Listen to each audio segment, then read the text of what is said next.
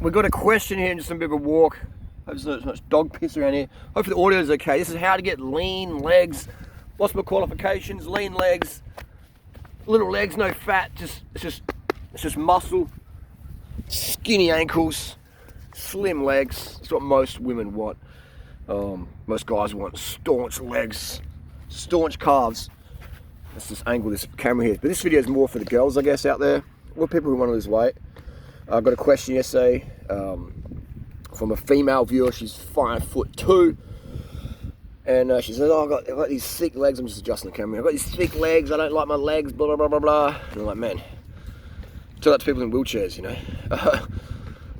So I've got a deep dive in this one. It's going to be a two-part video. Let's get this camera going on here. If you appreciate the realness of these videos, give it a thumbs up. If you want the fake stuff, go watch someone else who's going to bullshit you. But the truth is, how to get slim legs. Legs are very genetic, all right? Legs are very, very genetic. Some people have more androgen receptors in the calves. They have just a real muscular looking calf. And some people, like my family, myself, all our legs are pretty much the same. Now, so if you don't have big calves, you'll never get those big bulky genetic calves. This is how it is. You won't get that. So the picture this girl sent me, she doesn't have genetically muscular, big legs. And if you do or you don't, it's not good or bad. Here's what it is. Some people love a muscular leg. Most guys do.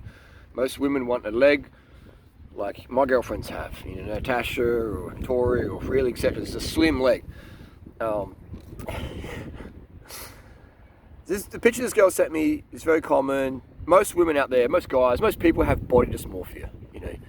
She's complaining about her legs. This person, again, it's not hating, just being honest and being real here as a coach. Tough love. And I'm just thinking, man, like the biggest, speaking from a guy's perspective, an experienced guy here who's been around a lot of women in my life, been very lucky in those aspects. The biggest turn off a woman can do is critique her body in front of any man she's wanted to be intimate with. Let's say you're in the bedroom, you're like, "Oh, I don't know my leg," and then turn the lights off and say, "Oh." I remember one time back in the day, I was with this lady, and a very attractive lady, and I was oh, and she's just good chemistry, and I was just really attracted to her and stuff. And then there was a mirror in a bedroom. She's like, I don't like myself. How I look in that mirror. I thought she's like joking around, and she's like, and she sort of stepped out the mirror. I sort of feel a bit fat, and I was just like, I went from like having a boner, like just raging, to just like, and I didn't know what happened. I was like, oh, what's going on, And my attraction was instantly just smashed by her body dysmorphic comment. I don't know. I was like, oh man, I don't feel sexual anymore at all. I feel like leaving, actually. And I didn't know what was going on. I was so confused because I was only in my early 20s. And I was just like, man, why'd that repulse me so much? And then that would happen again with that woman and other women. And I found the more attractive the woman is, the more she has body dysmorphia. And often the body dysmorphia leads them to do certain diets or drugs or training or overtraining or whatever. Just goes hand in hand. Same with the guys. The better looking the guy, his hair's perfect, or he's got muscles, he's on steroids and he's lying about it or whatever, the more aesthetic the man or the woman, most of the time, 99% of the time, the more body dysmorphia they have. Oh, my hair's not perfect. Oh, my teeth, nose, boobs, not enough muscle, feel a bit skinny, And it's okay. We all want to look better and stuff like that, look good, but that's okay. But there's this on the spectrum of body dysmorphia, where you're like, I can improve. I could maybe develop this, do that. Yeah, cool. To like losing sleep about it, and just you take a photo. Someone takes a photo of you, and you just look at it. You're like, no, delete. And you're just grabbing the phone, and you're just like, that's not rational. That's an issue we have to work on. That's very, very unattractive. Right? If you're the opposite sex, or maybe you're gay or whatever, if you're trying to impress someone, showing that level of insecurity is probably one of the biggest turn-offs ever.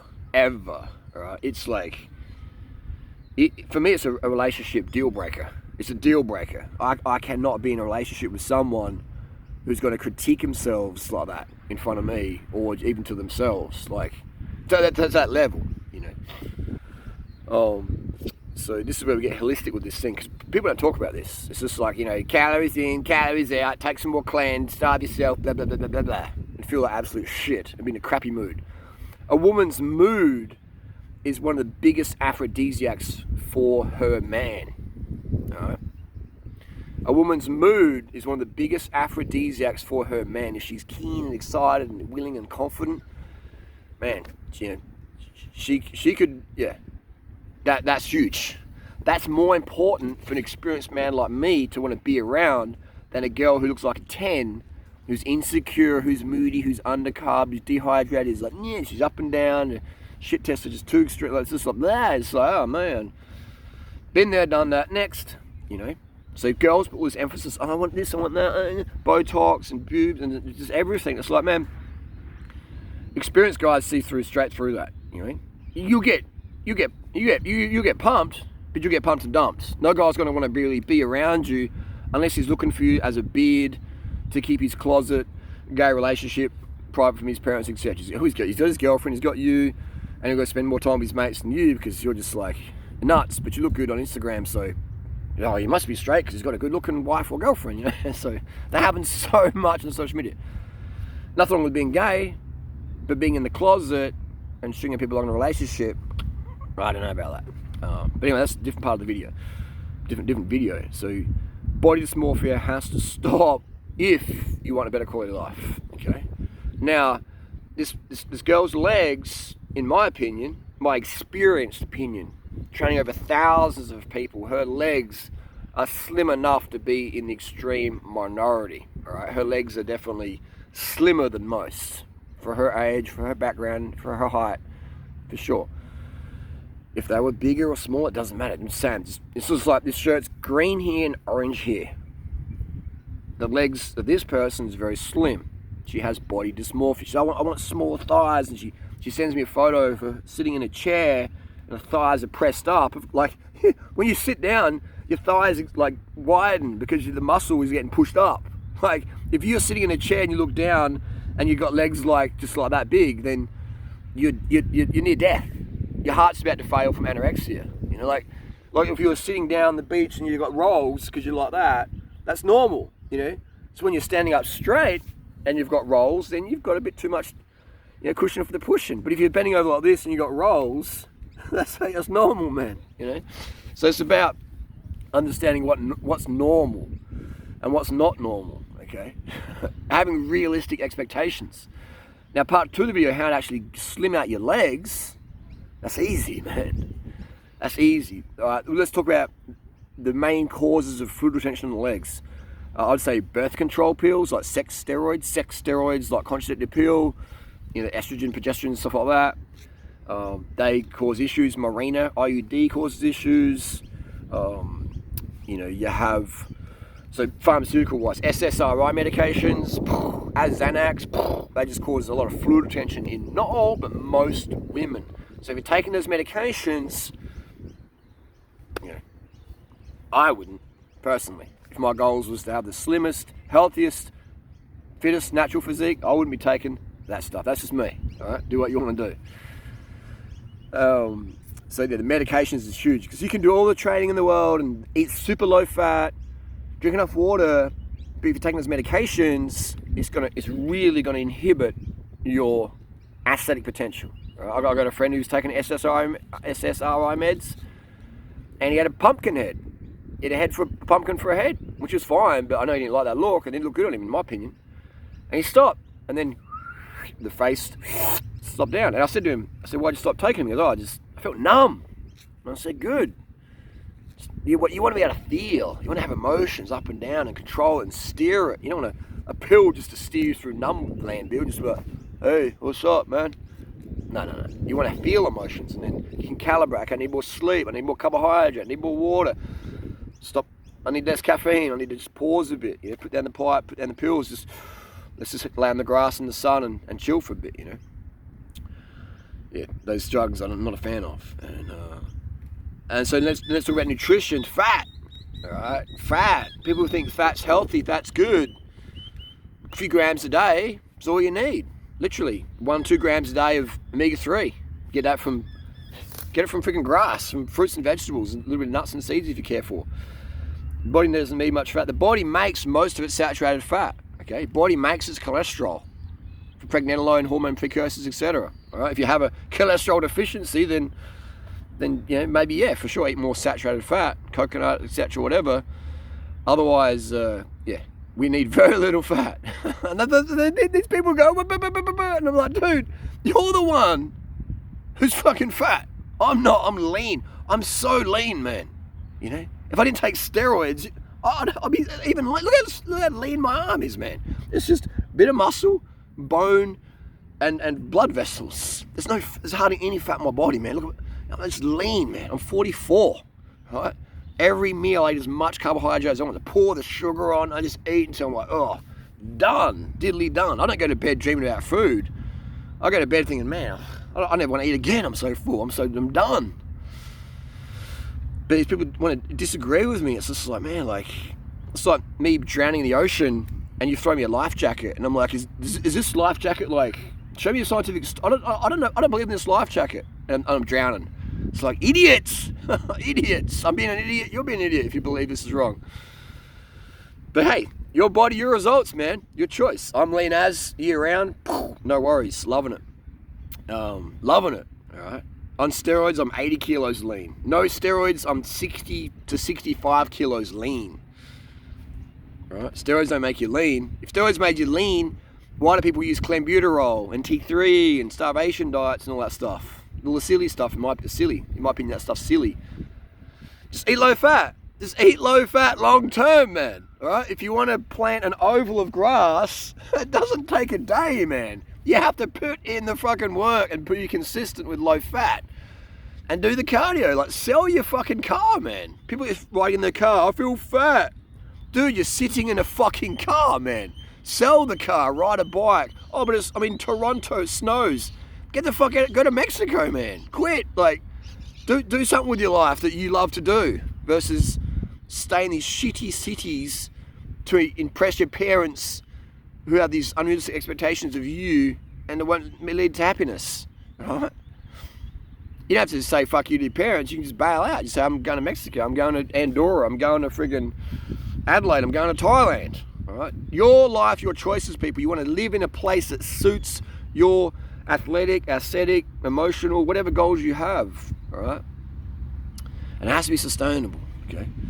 No one talks about this stuff. This is we go deep here. This is the real talk. This is what it takes, okay? And what's the best training for slim, skinny legs? I see girls in the gym doing deadlifts, powerlifting, lifting heavy, potentially damaging their spine, their vertebrae, discs and stuff. And I'm like, they're trying to get little skinny legs? Like, no. Don't know. If you want to get slim waist, don't do sit-ups, man. Don't do sit-ups. If you do them, a little bit, but don't be otherwise you're going to build a thicker muscular core. Depends on your genetics and what steroids you're using. But otherwise, man, you can do squats, you can do lunges, but lightweight and for the burn, not for 10 reps, 50 reps, 100 reps. Yeah, that's good. Lightweight, slow, really slow. So you got less chance of injury, etc. Feel the burn. Heavyweights, no. Not for heavyweights is heavy legs. Lightweights, light legs. Same with cycling. You want to not be doing sprints. You want to be doing hill climbs, time trials, high cadence, 90 to 100. You don't be grinding on at 60. If you want bulkier legs, ride at low cadence, big gear. Obviously, the legs aren't going to grow that much. I'm just saying you want to optimize to skinniness of the skinny, healthy, not anorexic, but slim, good-looking, healthy legs for your genetics. Cycling, high cadence, 100 RPM, 90 RPM.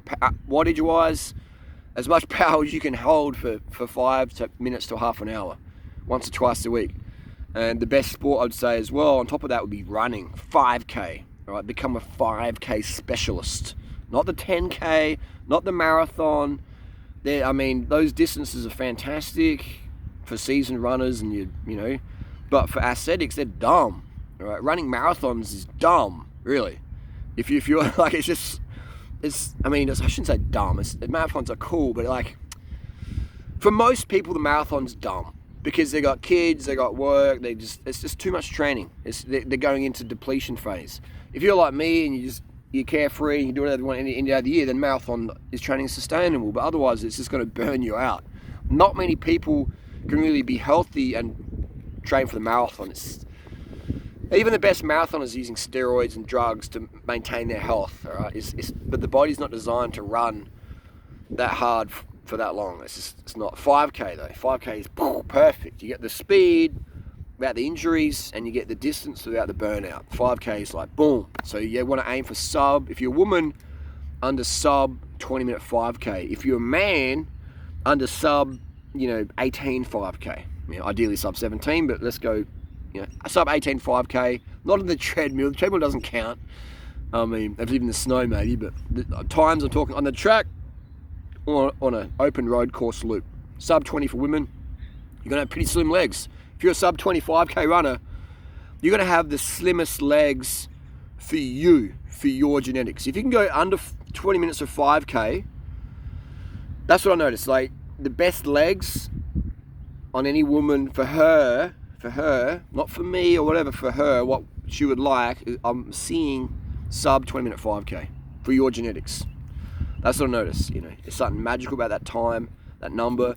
And so today, even the girl who wrote me or the people who wrote me, go and do a 5K loop in your neighborhood and see how long it takes you.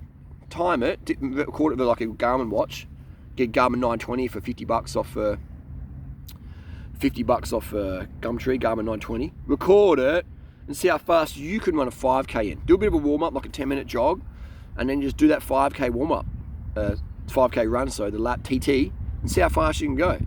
And you're probably going to be like in 27 minutes or 35 minutes or whatever, right? And then look down at your legs and imagine what your legs look like when you can do it in 20 minutes. Now we're talking, right? When I'm running my PR times, which for me is 16:35, which is very slow for some people, 5K park run, my legs are like really, really skinny, really, really vascular, veins everywhere. It's a real lean leg. The cyclist who runners like, oh yeah, looks sick, bro, looks sick. But most people are like, oh man, looks too skinny, mate, too skinny, bro, too skinny. So but that's the reality. Yeah. When your cardio is priming, 5K cardio, 5K is the best distance. 5K is the best distance. It's like 800s and the mile. That's good, but it's more injury prone because it's more explosive. 100-meter sprints, very, very high injury rate there. Super high injury rate. But 5K is it's a really, really good distance. I really, really rate the 5K. It's very underrated for aesthetics. And if you look at the Olympics, most of the hot chicks are 5K runners. Most of the hot chicks are 5K. Again, I'm just being objective here and subjective and blah, blah, blah. But I would say most, if they want to be models, you're probably going to go for 800s, 800 to 5K. It's going to be the best aesthetic. Once girls start doing the marathon, they look haggard. Same with the guys as well. Unless they're at 20, unless they're on steroids and hormones, etc., to help maintain a bit of a youthful look. Otherwise, you're going to look pretty haggard, But the marathons are fun. I love running a marathon. I haven't run a marathon for many years, but it's fun. It's a fun day out. But yeah, diet under 10 grams of fat a day. Salt, as much salt as you care for. Salt's not an issue. I find the issue is when people eat no salt, then the body holds more fluid. All right. So I find now that I'm eating more salt in my diet from when I was 100% raw back in the day. No added salt. I was retaining definitely much more sodium. Well, not sodium. I was retaining much more water in my legs. So I find that when you increase your salt intake just to enough that you're satisfied, then your aldosterone levels sort of balance out, and your water retention really becomes real consistent. If you're doing no salt, and then you're having salt, and then you have no salt, your aldosterone levels are out of whack. If you're just having 1 to 5 grams of salt a day, your body's like, yeah, okay, we adapt to that. So you might go up in puffiness for a bit, but then eventually you go down. Or you might just go down straight away. If you're not having salt, you go up and then come back down. So I recommend do my protocols in my ebooks. All right, if you're a woman and you want the most aesthetic legs for you, right? If you're 5'2" or 5 foot, you're not going to have the same legs as Natasha, who's 5'10". or Tori who's 6 foot. You have to compare your legs to you and your family members.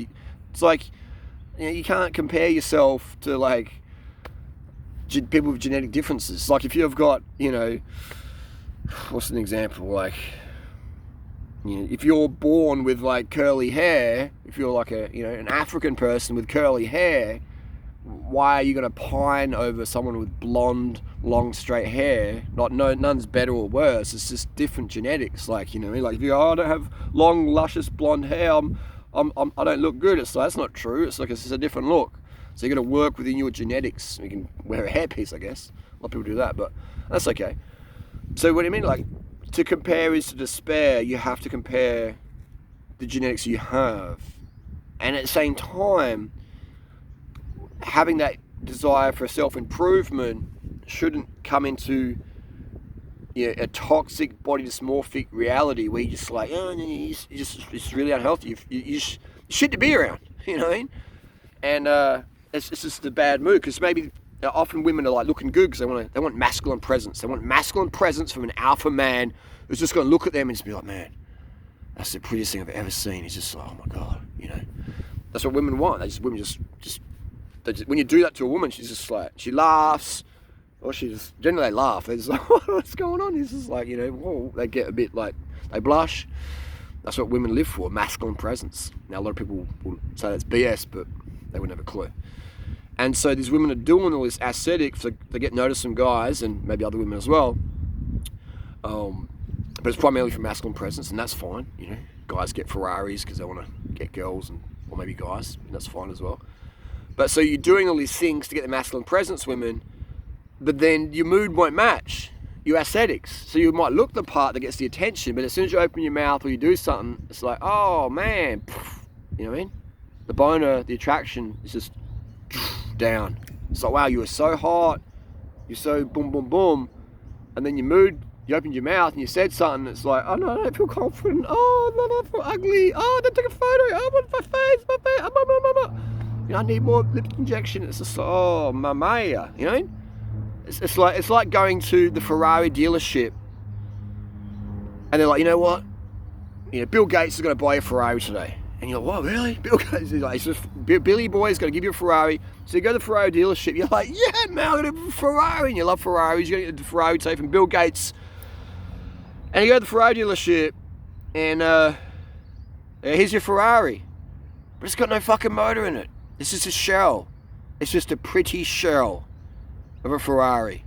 And you're like, oh. I thought I was going to get a Ferrari to actually drive and have in my garage for a long time. Same with the girl. You see this girl, you're like, wow, she's really pretty, blah, blah, blah. And she opens her mouth when she does something. And you're like, wow, it's just a shell. There's not much inside that I really want.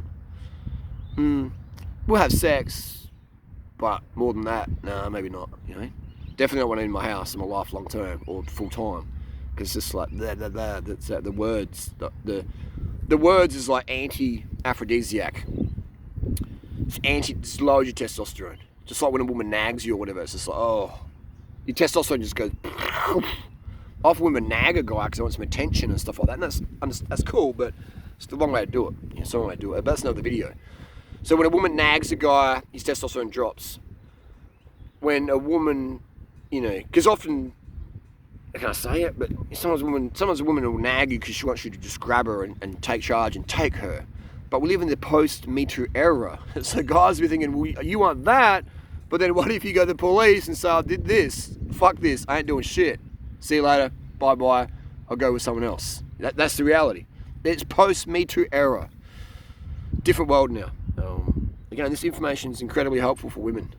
You're not really going to, people don't talk about this because of for many reasons. So again, this is not scripted, this is just stuff off my head, this is just real life stuff. It's how well I know my topics, I can just speak fluently, bring it up. But yeah, so women, in mood control, state control, this state, your emotional state, having control of that, having a little voice come into your head, oh my God, you look fat, blah, blah, blah, blah, blah, just squashing it down, just a great example of this, a successful example is a girl called Trisha Paytas, Trisha P, on YouTube, blonde chick, just trolling hard, man. She is an aphrodisiac for most men, Her confidence is an aphrodisiac for every man out there who's just like, who's going to be honest. Like, man, this chick's confident. This chick's fun. I like that. Is she like a super skinny Victoria's supermodel girl like my girlfriends look like? No. And that's fine. The example here is her confidence. Her confidence trumps any aesthetic, Because, it's just, yeah. Same, you got to have personality. Like, women want a guy with personality and looks and money and status and, 666 and all that stuff. But if you don't have personality and you don't have confidence as a guy, women are like, damn, you're just an empty shell, okay? So yeah, it depends what sort of life you want. To wrap it up, cycling, get rid of the car, ride everywhere.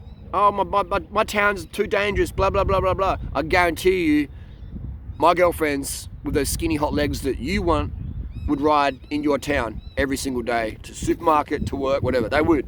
And if you lived in cold, shitty Toronto or cold, shitty London, my girlfriends would move the heck out of there and go somewhere sunny year round that they could ride and enhance their lifestyle they love, okay? So that's just the reality. So cycling for transport, off the certain medications that cause weight gain. No anabolic steroids, they cause weight gain.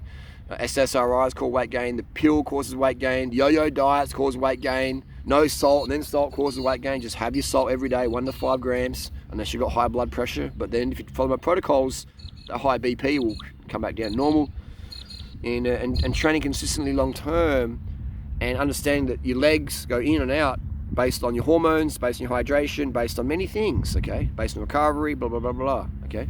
But nothing beats cycling for your main staple of training, and nothing beats, for your specific training, the 5K distance. The 5K is incredible. But it's going to take you time to become a good 5K runner. It's going to take you years, most likely, to become a sub 20-minute 5K runner, okay?